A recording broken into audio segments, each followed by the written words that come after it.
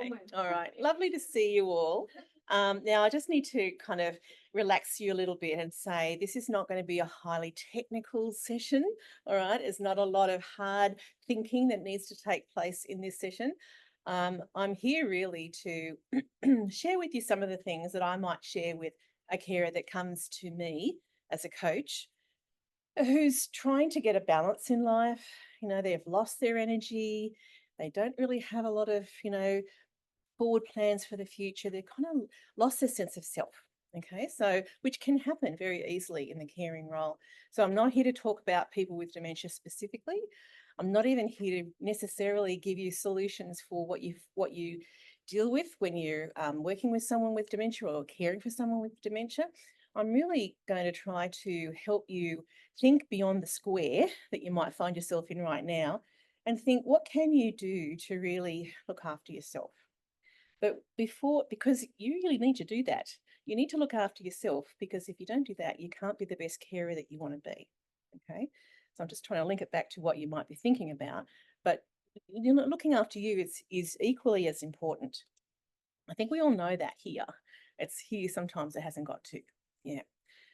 So self-care really starts with a recognition of your personal significance as a person. And having a strong enough, it doesn't have to be really strong, but a strong enough sense of who you actually are.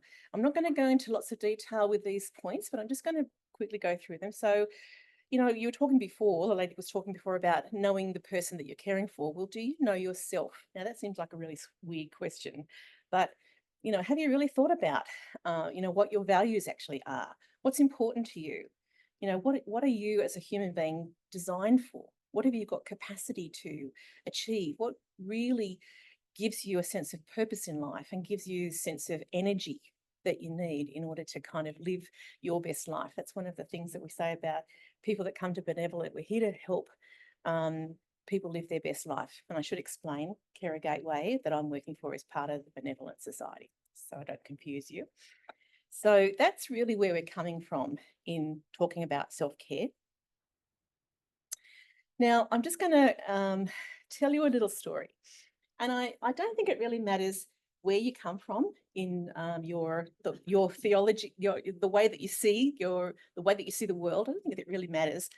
But I think this is probably true. Most people can connect with this. So imagine, you can close your eyes if you want to do this. Imagine on the day that you were born that you were given a person, a human being to look after, to make sure that this human being gets the best life experience they can actually get, that their needs are cared for, taken care of, that they enjoy life, that they find and reach their potential as much as possible. Okay? And then imagine that this human that you've been given responsibility for is you. Okay? Just let that sink in for a moment, because really that's very true. We are going to be with ourselves, I'm going to be with Bronwyn all of my life. My relationships with my parents will finish at some point. I'll pick up some relationships along the way with other people. But me, I'm going to be with me for all of my life. And no one else is really going to take charge of what happens in my life like I can. Okay. So this is something that I think is really important for us to come to terms with. I'm sorry if I'm walking out of view. I'll keep going. All right. Now, I just want to tell you a brief story. This might give you an idea of the sort of thing that we do when we're talking to people about self-care. I had a carer who was looking after both elderly parents. One passed away while she was working with me. And she was just, she had no energy. She had no zest for life. It was just constantly giving to her mum and her dad. And she wasn't happy at all. So she said to me, look, I just feel trapped. I don't feel like I've got any time for myself. I don't know who I am anymore. So as a coach, I then worked with her and said, okay, let's just imagine for a moment, if you had time to enjoy yourself, to invest in yourself, something that you could do that would give you some energy, what would it be? And it didn't take her too long. And she said to me, oh, Bronwyn, I'd really love to get on my motorbike I don't think there's any motorbike riders here, but maybe there might be. I'd love to get on my motorbike and actually drive to the ocean, ride to the ocean, have a swim, and then get out and ride my bike back home again. I said, well, that sounds very exciting. She said, but I can't do that because I can't leave my mum and dad. I said, okay, well, let's see if we can find a way of you being able to have your mum and dad looked after without you having to be there all the time. How long do you think you'd need? And she told me about an hour and a half. I said, okay, have you got any helps involved? She said, oh, they won't let me. My parents won't let me get any helps involved. Okay, you need to really push this a little bit because you need this as a person. You need this for yourself. So she did have the conversation and parents did finally agree, and she got a carer in, like a support person in, and they got used to her, got used to the parents anyway. I think the second time they came, she said to herself, I'm going to go.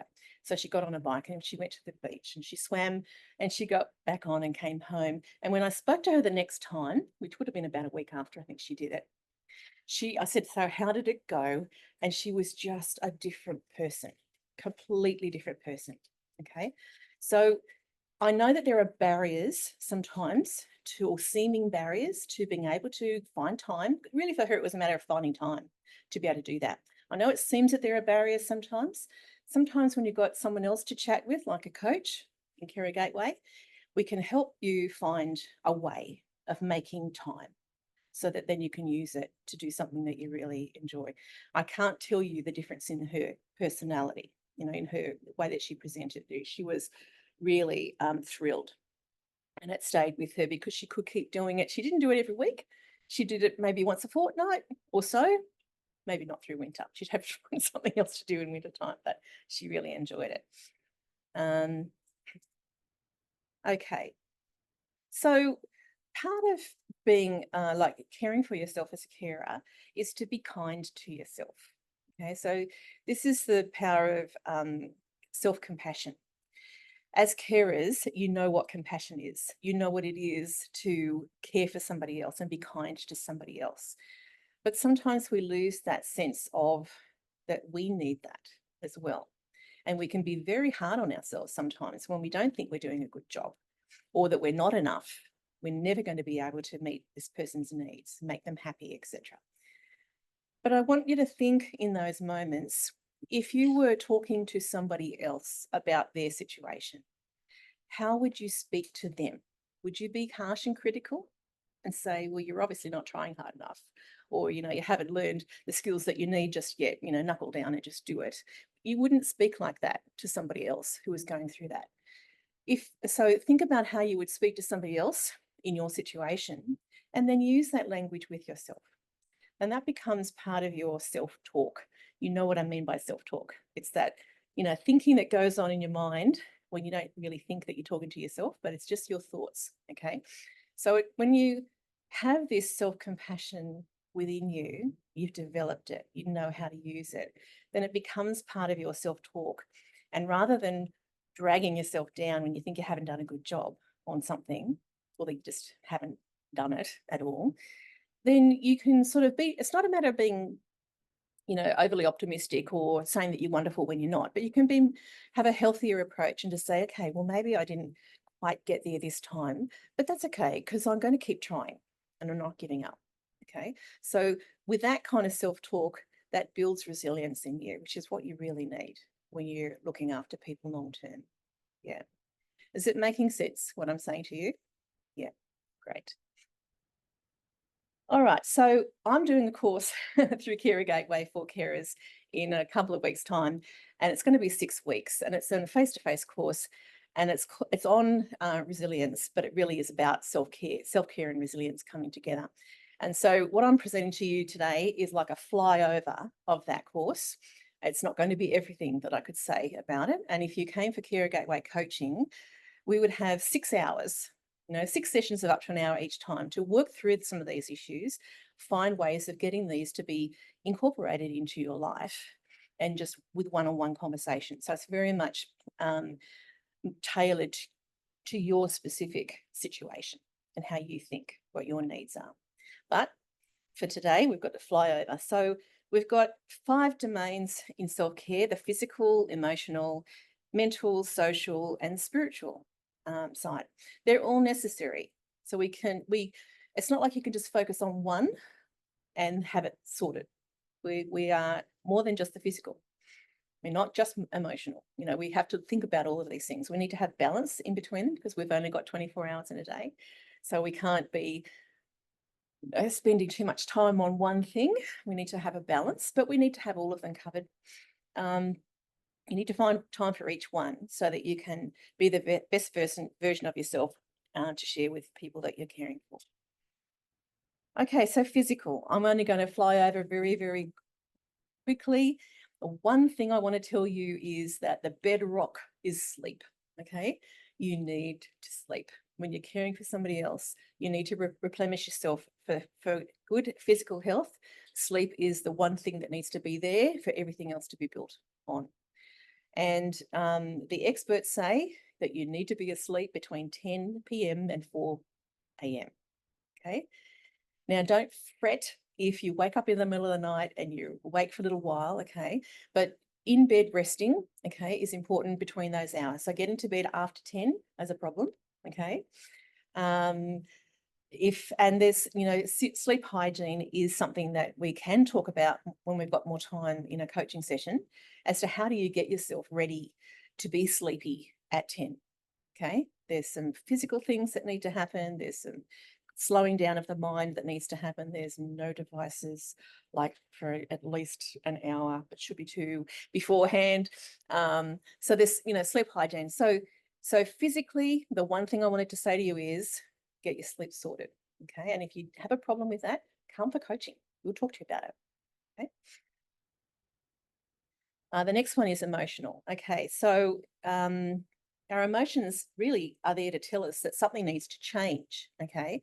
So if you are feeling emotionally overwhelmed, it's an indication that there's something happening in your life, and you probably know what that is. It might be that you're physically drained or you're not sleeping well enough or whatever. There's something that needs to change. So it's not okay just to kind of try and push your emotions aside and say, I just have to just keep going and not listen to myself. They're there to tell you something, okay? So being in tune with our emotions is the way to start. But then, depending on how self-aware you are about your emotions, it might take a little while to sort of figure out what's really going on. But that's also part of self-care. Has anyone actually thought about their own emotional well-being and what they might need to do in order to get it more balanced? Yeah, good, fantastic. All right, has it gone past the thinking stage to finding things and implementing them? Yeah? Okay. All right, good. That's the way you've got to start there, haven't you? Yeah, yeah. So once again, I'm talking a lot about coaching because that's what I do. I'm passionate about coaching. I think it's a free service through Carer Gateway to anybody who is a carer. And just having that other person to tell to talk through your issues with, sometimes even in you articulating in words what it is that you're trying to deal with or find a solution to, it's almost like you're halfway there to finding it. When the thoughts are just going around in your head, they just keep cycling around. But to articulate it to someone else, for them to validate that, and how difficult that would be, so you don't feel alone with it anymore, and for someone to be able to offer you some ideas. Never a coach telling you what to do. It's giving you options to choose from that might work for you. Okay. Okay. Then we've got the mental domain. Now, what we choose to think about actually does take up mental real estate in our brain. I'm sure there would be people in this building who would attest to that. The brain health center, is that what it's called? So you think on something for long enough and it actually starts to form a network that is there, that becomes like the track that your brain goes to all the time. Okay, so think negative and you'll continue to think negative. Okay, have some more realistic or healthy or positive thoughts, and those will be the thoughts that your brain will go to more often. Okay, those thoughts put you in a position to problem solve rather than feeling vulnerable and can't cope. Okay, so you want to keep yourself in a state where you can problem solve, think through things, find people that you can go to, all of those healthy kind of options, rather than feeling that you just don't know what you're doing or you don't know where to go. That's the negative side of things. So again, coaching is great for that. We do also have a counselling service, but I'll let Deb tell you all about that one. So, and the thing is, don't believe everything you think. First time I heard that, I thought, wow, that's powerful. You know, you have a thought and you think it's true. It's not necessarily true. Okay, so don't believe everything you think.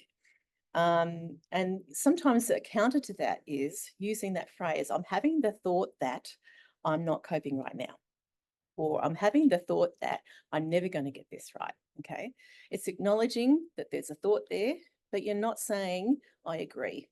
All right, you're still in the place where you can actually problem solve. And then, you know, you can redirect your thoughts to something a bit more healthy. And, you know, there's that difference between, and I won't go into detail here, but I think you understand what I mean, of having a victim mentality versus an assertive mentality, where you feel the victim feels like there's nothing you can do. It doesn't matter what you do. It's never going to be any different. It's never going to be getting any better. Okay. Versus someone who's being assertive is thinking more in that, problem solving mode and connecting to other people who may have some solutions that you hadn't thought of just yet. Okay, so there's the mental domain. Social, I think I need to speak a bit faster. Anyway, we'll keep going. The social domain. So as the previous speaker said, we are social beings. We're made for connection. We need connection with other people. And she was speaking about the person with dementia. I'm speaking about you. So you need to maintain your social connections. And if you've lost some, see if you can reconnect, even if it's just by phone. I mean, these days we have, video phones, so you can actually see a person's face and talk to them that way. Whatever way it needs to be for now, until you find a better way of doing it, connect with people socially, particularly people that you've had some meaningful relationships with over the past. But if you haven't got any of those, and some of the people that I speak to haven't got anybody that they can go to, then connecting yourself to some activities, some organisations maybe that you may be able to find people similar to you or have similar interests, gives you that social connection. Your brain needs it. Your brain needs stimulation to keep yourself feeling good and feeling healthy. Okay. All right. And now, related to that last slide, you may have heard of this before, but the redwood forests, these trees are phenomenally tall and they grow to be very old. Okay. But surprisingly, they don't have a very deep root system. Their taproot goes down only about 1 metre. I don't know how that works, but anyway. So taproot goes down about 1 metre. But what they do have is roots that actually spread out. And they're always in clumps in forests, okay? So one tree's roots connect with all the other trees' roots that are around them. And when the strong winds come, it would normally just blow over a tree that's only got a taproot going down 1 metre. They don't fall over because they're all supporting each other. Okay, I think that's a really powerful metaphor. So just remember that you need to maintain connections, your social connections, so that you can stand and keep standing and keep doing what you need to do, not only to have a great life for yourself, but to look after your care recipient. Okay, spiritual domain. Now, some people get a bit kind of, ooh, what's this about really? Some people know what their spiritual life is really all about, and other people really don't. So it's really about connecting with your deepest self. Okay, so it's you can look at your goals and your values and your belief system and know what they are. Sometimes we have stated values, but our behaviours don't match up with that. So you kind of sometimes need to kind of challenge yourself there about what is really real for you, what your real values are. Keeping a journal and can help you express your deepest thoughts and feelings. I've found that very helpful in the last 10 years of my life, just to kind of get my thoughts down on paper and to think through the important things in my life. Helps you make progress in life generally. Reading inspirational stories to unearth insights and philosophies that can enrich your life. You know, who here knows everything? No, nobody does. Okay, so we can know a lot, but we can't know everything. So continuing to enrich your understanding of the world around you, what works, what doesn't work, you know, what's important to you and how it fits in with your values. It's really necessary for us to continue to grow as a person. Be open to new experiences. Some people are very out there and they do like to try new things, and other people not so much. But if you can be a little bit more open to new experiences, then it does help you in this area of your life. Okay, and look at what is good in yourself and others. Okay, so this is meant to be enriching for you. Spend time thinking about it. What is good in you? It's really important to notice that. What is good in you? And what is good in the other people that you are connected to? Remember, we need to be connected. So what is good in those people? What can we learn from that? How can we use the things that are good in us to enhance our lives, enhance the lives of other people, and have a more enriched life? Okay, it also includes spending time in nature. We've said journaling. You could practice yoga if that's something that you really like to do. That's also a physical thing, but yoga is also connected spiritually. And spending time in personal reflection. So not being busy rushing all the time, but actually giving your mind time to slow down a bit, slow the pace and just reflect. When we have a slower pace and we reflect, then we grow. Okay, think about it. Plants. A lot of plants don't grow in wintertime, but they don't go up in wintertime, but they're sending their roots down deep. Okay. And then when spring comes, because they've done that, then they can grow where we can see it. Yeah. So spending time in personal reflection is a little bit like that. And for some people, worshipping in a faith community is important as well. If that's important for you, then you need to be involving yourself that way as well.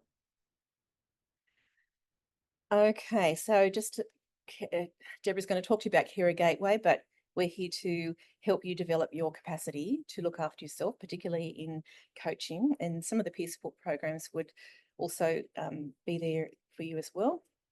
I've talked about my 6 sessions that I'm running. So I don't know what time we've got left over, but questions? Well, yes. Okay. I'll just have the microphone for questions. Hope I wasn't going too quickly. I was a bit mindful of the time, to be honest, but anyway. That's my pressure, yours. So you said your session is free for if you're a carer. Mhm. Does that mean that, like, you have to be a carer through the government? Like, is it? You don't have to have a carer's pension Right. or a carer allowance. You just need to be a carer. Okay, so I talk to carers who have, like yourselves, someone who's with dementia, anyone who's just frail and old. I talk to people who are looking after their brothers or another family member, or somebody who lives down the road, a neighbour. And I look after parents who have children with disabilities or special needs of some kind. You don't need to be an official carer. No, it's very easy to get access. Yeah. Look, identity is a really big thing for me, talking to people about their identity, because that's exactly what happens. You lose your sense of self. And I have run groups on identity as well. So spending time with people, just figuring out who you really are. Yeah. Can you just tell us a little bit more about the groups and where you do them? And Okay, so the one that I was referring to before, which is called Resilient Carers, is actually going to be offered face-to-face in the Hurstville office. It's probably a little bit late, realistically, for you to get into that one, because I think it's already fully booked. But just keep your eye. If you register with Carer Gateway, then you'll get a newsletter, and the newsletter will tell you what courses, what group sessions are on, what other activities are on, and you just look out for it. Yeah. I'm a therapist and I have a therapist. Huh? And what I've found is that I feel it takes the pressure off my social world. So because I can go and, vent or be sad or grieve or whatever with my therapist, it means that I'm not doing that with all my close friends. and Yes. family. So there's some lightness in the relationships. Yes, that's And I good. don't feel kind of weighed down by, dementia hanging over every domain of my life. That as well. Yeah. Totally agree. Having your own therapist is ideal. Yeah. Often I tell people, don't tell people, but I encourage them to have two different groups of connections. One is the connections that you need to support yourself as a carer, like to keep going, okay, and talk about what's happening with yourself, with the situation. And the other group is just your social connections, where you don't need to talk about all of those things. And if you unfortunately, your social group cares about you and they want to know and how's things going with, and your answer to that can be, yeah, we could talk about that, but actually I'd rather just have fun today. Can we just talk about us? So you don't have to go deep with everybody, because they do care, but they don't necessarily have the knowledge or the ability to support you in it. So it can actually be draining on your social connections. Yeah. Okay. Yeah. So I think the question was, how do you care when you're doing 100 hours a week caring and you've only got 20 hours a week of support? It's tough. It's really tough. And I would just say, try to look at all the options that you have available to you, not just the paid support that's available through, say, My Aged Care, but your network of family, friends. Are there people that that were this person's friend previously that wouldn't mind coming in and spending an hour having morning tea together while you do something on your own? You can't push that, but if they're available, then you can use that. And some people find themselves that they're the only person in the family who's actually doing all the caring. Okay, but there are siblings. Okay, so maybe there's some conversations that you could have with the siblings or other people in the family who are just not really engaged and not actually contributing anything to the caring role.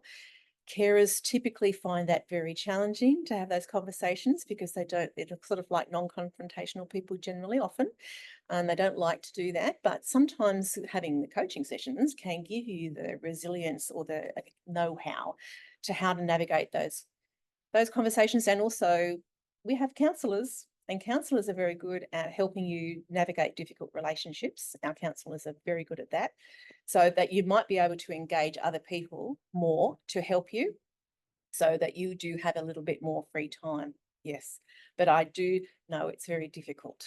Yes, and I have to say, much as we don't like to admit it, there does come a time when you providing the home care one-on-one is going to burn you out.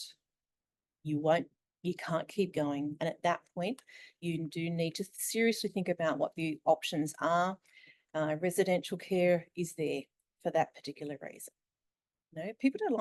We don't like that thought, okay? And for particular cultures, their culture just never does it. Okay, well, my answer to that is, in the past, your culture has never done it, because in the past, you grew up in a country where everybody was in the village together and everybody supported each other and they all helped. They talk about it takes a village to raise a child. Well, I think it takes a village to also help someone at the end of life as well. Okay, these days we don't have that. Okay, so people feel guilty about the fact that they may have to do something which is outside of their cultural norms, but in our society. And the other reason is because where they came from, there was no supports available at all. So there was no chance, there was no support. They couldn't do anything else, okay? But now we have supports. And sometimes our families are not living close together anymore, so they might not be around. So sadly, residential care is there. Well, I'm going to say happily, so residential care is there. Not that you want your loved one to go there necessarily, but if it becomes just too hard, there's no point in continuing to burn yourself out, because you're not going to be in a good state to actually care for your loved one. Does that sound harsh? No, it's a reality. Yeah, it is. Yeah, you need to look after yourself. You really do. You need to look after yourself. Yeah. And when is that breaking point? Nobody knows until they get there, but there are some warning signs. Okay, there are some warning signs. I'm sorry, I'm probably going. And too long. I guess what you're saying is if you kind of engage in this kind of process, then you're more likely to pick up on your own warning signs before you hit burnout, right? Yes. Very Yes. hard to come back from that space. It's much easier relatively to try and do something in response to Because warning signs. the effect that it has on you long term, it doesn't happen like that. Okay. If it happened like that, you'd know, oh gosh, I've got to do something, but it just very slowly creeps up. Okay. But it's like year after year after year of possibly neglecting your own needs. Some carers don't even get to see their GP. Okay. So you can't allow that to happen. You have to look after yourself so that you can go on in having a healthy life as long as you possibly can and enjoying yourself. You're not just a carer. I'm about 8 years into this journey now, and my husband's in care. But in the early years, I'm still working now, and it was quite a struggle. He was incontinent early on, right from I think about 2 years in. But before the main incontinence kind of started, I got onto something called Workaway, and another one is HelpX. They're two websites that bring young people, international travellers, into Australia, New Zealand, all over the world, and they're looking for a place to come to and stay a bit and help out in the family. And they do all sorts of things, including care of people in the family. And so we have done many years of having young people come into the home and live with us. It's gone from anything from 2 or 3 weeks through to 2 years. We had one person for 2 years. We had another for 10 months. They bonded with Philip and were absolutely amazing. I did get him into daycare, but I'd just have him there for half the day. They'd go and pick him up after lunch, bring him home, walk with him. And we managed with that for many years until finally during COVID, it all got too difficult by 2021 and Philip did go into care. But I just am saying that because that is a amazing resource that we had, and it doesn't cost you anything apart from having them live in your home and I need someone to send me the details. I can send it to you. Yeah. Workaway is the one I use.